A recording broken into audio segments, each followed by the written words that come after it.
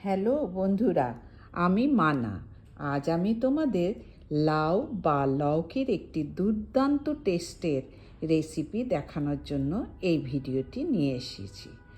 খুব মন দিয়ে আমার রেসিপিটি দেখো, তারপর একদিন তোমরাও আমাকে কমেন্ট করো কেমন লাগলো।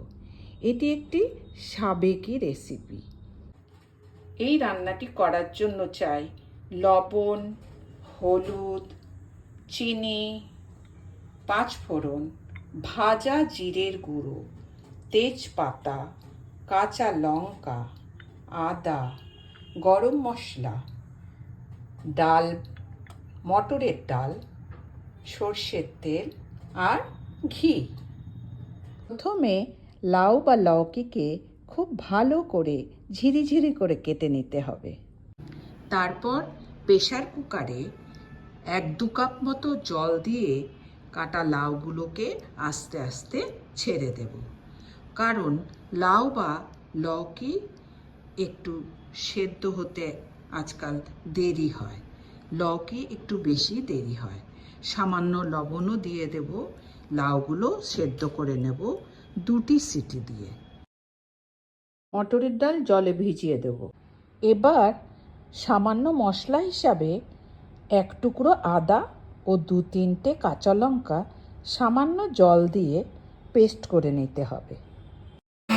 গ্যাসের উনুনে কড়াই গরম হয়ে গিয়েছে। এবার পরিমাণ মতন সর্ষের তেল দেব, তেলে 5 ফোড়ন দেব, তারপর তেজপাতা দেব, তারপর প্রেসার কুকারে সেদ্ধ করা লাউ বা লৌকিকে কড়াইয়ে ঢেলে দিয়ে পরিমাণ মতন লবণ দেব, তারপর হলুদ দিয়ে ভালোভাবে লবণ ও হলুদকে মিশিয়ে নেব লাউয়ের সঙ্গে। এবার আদা ও লঙ্কা পেস্ট করে রেখেছিলাম, সেই আদা ও লঙ্কা পেস্টকে তরকারিতে দিয়ে দেব। তারপর দেব ভাজা জিরের গুঁড়ো। ভাজা জিরের গুঁড়ো আলাদা টেস্ট নিয়ে আসে। খুব ভালো করে মশলা মিশিয়ে নিয়ে গ্যাস কমিয়ে দেব। ঢাকনা দিয়ে এবার ঢেকে দেব।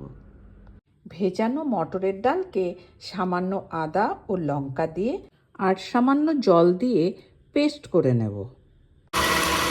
দেখো, ডাল খুব ভালোভাবে পেস্ট হয়ে গিয়েছে। ডাল বাটাতে সামান্য লবণ ও হলুদ দিয়ে ভালো করে মিশিয়ে নিতে হবে। এবার প্যানে সামান্য তেল গরম করে নেব। ডাল বাটা দিয়ে বড়া তৈরি করে নেব। এভাবে ছোট ছোট করে বড়া বানিয়ে নিতে হবে। বড়াগুলোকে এপিট ওপিট করে কড়া করে ভেজে নেব। বড়া ভাজতে ভাজতে এদিকে তরকারিও রেডি হয়ে গিয়েছে। এবার সবজিকে ভালোভাবে নেড়ে নেব। তারপর 1/2 টিস্পুন চিনি দেব। এবার 1/2 টিস্পুন ঘি দিয়ে ভালোভাবে নেড়ে চেড়ে নেব। তারপর ভাজা ডাল বড়াগুলোকে আস্তে আস্তে সবজিতে দিয়ে ভালোভাবে মিক্স করে নেব। এবার থেতো করা সামান্য গরম মশলা দিয়ে ভালোভাবে নেড়ে চেড়ে সবজি নামিয়ে নেব। নতুন বন্ধু বা পুরানো বন্ধু রাঁধুনিদের জন্য এটি কিন্তু দারুণ রেসিপি। রেঁধে খাওয়ালে দেখবে সকলেই প্রশংসা করবে। ভেজ রেসিপি হিসাবে এটি অন্যতম। যারা লাউ খেতে পছন্দ করে না তারাও এই রান্নাটি পেলে খুশিই হবে। এই ধরনের রেসিপি পেলে অনেকে তো আবার মাছ মাংস পাতে নিতে চায় না। অনেক অনেক ধন্যবাদ আমার ভিডিওটি দেখার জন্য।